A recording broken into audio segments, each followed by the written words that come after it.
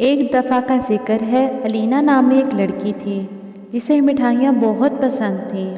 ایک دن جب وہ اپنے صحن میں کھیل رہی تھی، اس نے ایک چمکدار کوس و قزح کے رنگ کا دروازہ ایک جھاڑی کے پیچھے چھپا ہوا دیکھا۔ تجسس میں اس نے دروازہ کھولا اور اندر قدم رکھا۔ حیرت انگیز طور پر الینا نے خود کو ایک جادوئی جگہ پہ پایا جسے کینڈی لینڈ کہا جاتا تھا۔ ہوا میں کاٹن کینڈی کی خوشبو تھی اور زمین پہ گمی بیئرز بکھری ہوئی تھی۔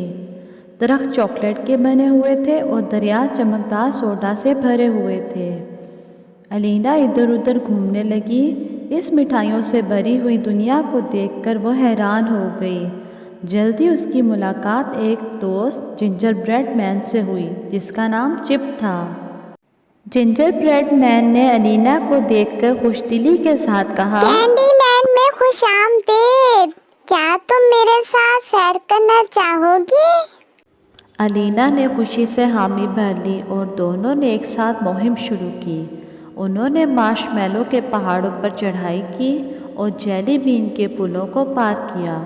جہاں بھی وہ گئے مٹھائیوں کے جانور انہیں مسکراہٹوں اور میٹھے تحفوں کے ساتھ خوش آمدید کہتے۔ جب وہ گھوم رہے تھے، الینا نے دور ایک محل دیکھا جو مکمل طور پر کینڈی بینز کا بنا ہوا تھا۔ یہ کیا ہے؟ الینا نے پوچھا۔ جنجر بریڈ مین نے بتایا، یہ کینڈی کیسل ہے، یہاں کوئین سویٹی حکومت کرتی ہیں، انہیں مہمان بہت پسند ہیں۔ الینا اور چپ جوش و خروش سے محل کی طرف بڑھنے لگے۔ کوئین سویٹی ایک مہربان اور خوبصورت ملکہ جس کا تاج چینی کے کرسٹل سے بنا ہوا تھا، انہوں نے اسے گرم جوشی کے ساتھ خوش آمدید کہا۔